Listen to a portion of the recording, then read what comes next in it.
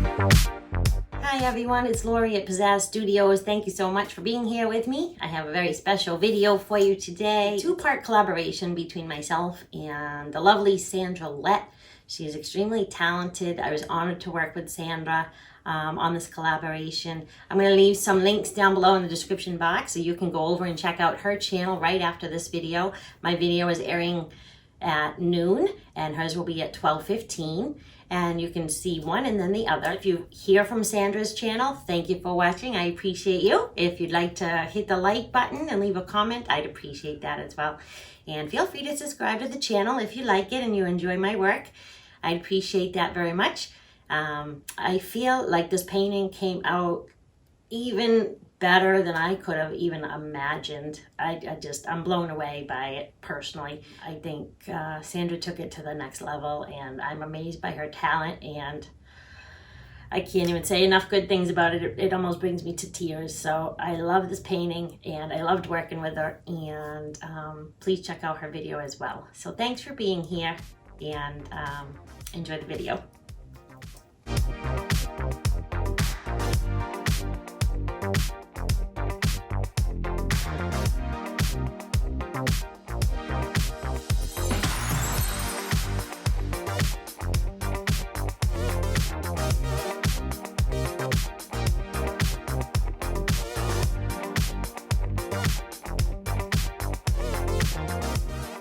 Hi everybody, thanks so much for joining me. And here I just turned my canvas over, and generally when I do pours I do like to protect the back of my canvases and keep them nice and clean looking, and I'm using a painter's tape to do that. So basically I just measure it to size and I cut it off or tear it off, and then I apply it around the edges of the canvas. So this is pretty much self-explanatory, but if you've never seen this done, I thought I'd leave it in for you in case you were interested. And I will speed this up in some parts of the video so we can move on to the painting.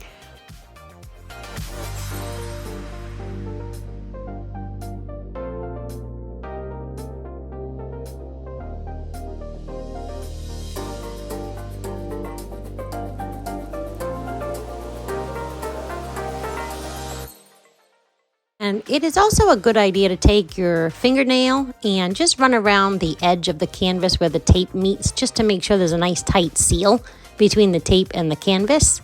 And here I'm just cutting off any excess at my corners.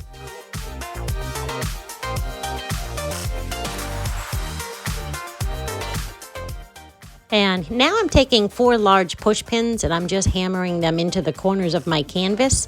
That way my canvas stays up off of the table and the paint can flow over the edges nice and evenly. And sometimes I do just use cups underneath, or paint stands, or canvas stands. But in this case I was using thumbtacks, or push pins rather.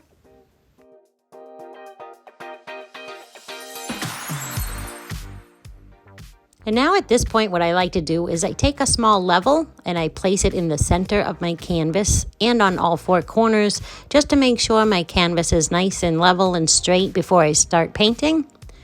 And in this case it was off a little bit, so I'm just redoing a couple of these push pins in these lower corners so that my canvas is nice and level before I start my Dutch pour painting.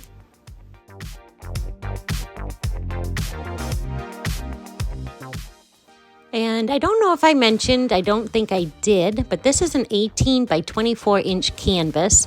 And now I'm going to start laying down my white base paint. And I'll have all my recipes and paints that I've used down below in the description box for you, so you can reference that if you'd like to.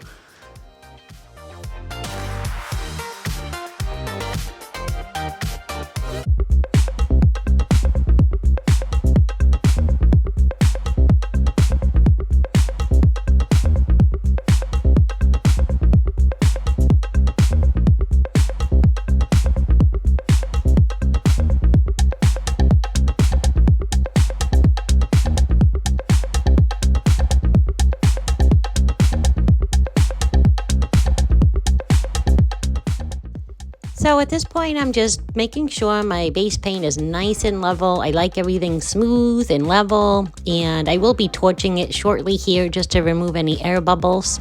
I'm also making sure that all my sides are covered. You want to make sure that you get every inch of your canvas covered completely with your base paint.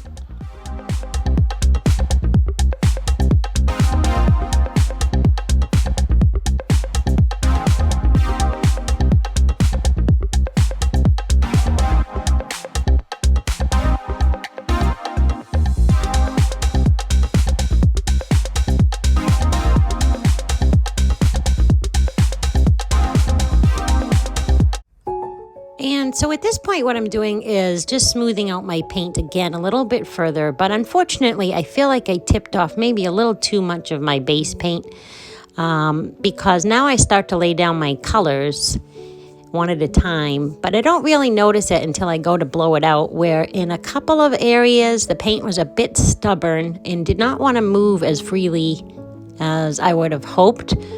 It was moving, but in some places it seemed like it was a little bit tough to move with the blow dryer. So you want to make sure you have plenty of base paint down when you're doing a Dutch pour so that your paint can move nice and smoothly. Now I also felt like I didn't want to go and just pour paint down on the canvas, one on top of the other. I felt like I was more free and wanted to just lay it down in whatever fashion I was feeling at the moment. So I'm doing some swirls and I'm just laying it down however. It kind of worked out in my favor because this painting turned out really beautiful in the end.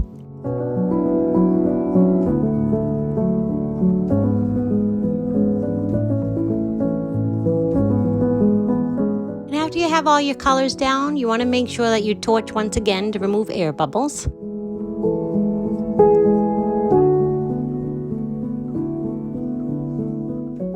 And now here's where I start blowing it out. And you'll see a couple areas of what I was referring to about how the paint wasn't moving as freely in some spots. But it actually worked out in my favor after all. But just remember to make sure to have a lot of base paint down on your canvas when you're doing Dutch pours. I feel that it helps a lot in the long run.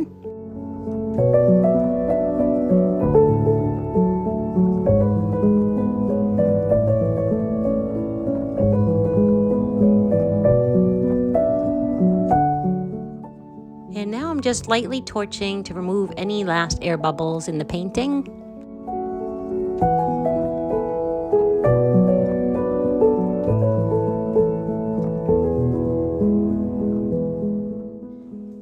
This next part of this Dutch pour is where I use a straw and I blow out the sides and the tips of my painting, and I get it to exactly how I like it. And this is one of my favorite parts of this process with the Dutch pour. I find it very relaxing and I enjoy this part of it very much.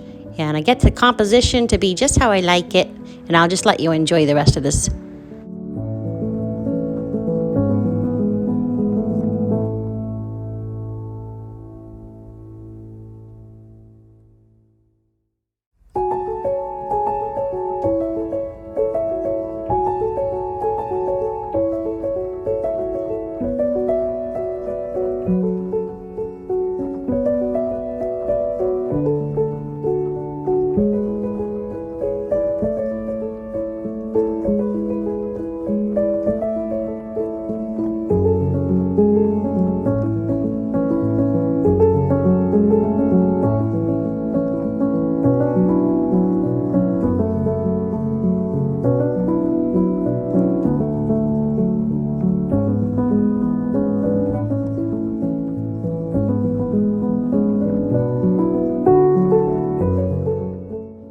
So at this point I am finished with the painting, and I'm going around the bottom of the canvas just wiping off any excess drips around the edges so that the paint doesn't continue to pull down the sides of my canvas and distort the painting on the top.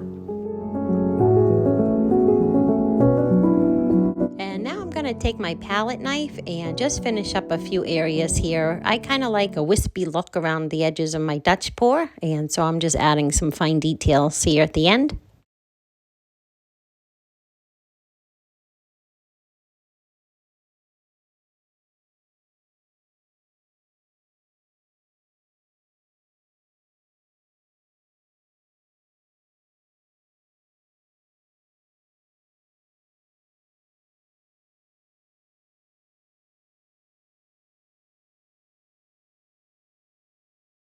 And I am now completed, and I'm going to torch one more time to remove any air bubbles, and then I'll give you a nice close-up.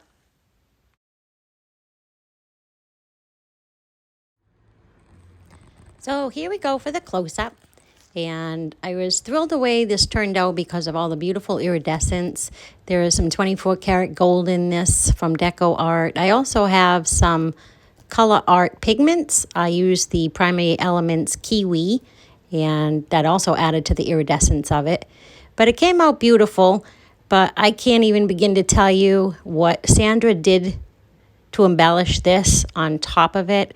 Absolutely blew my mind. She is so talented, and I am honored to be able to do this collaboration with her. She's so talented, and I hope you go over and check out her video as well. And if you could leave me a like for this video and also subscribe, I'd very much appreciate that.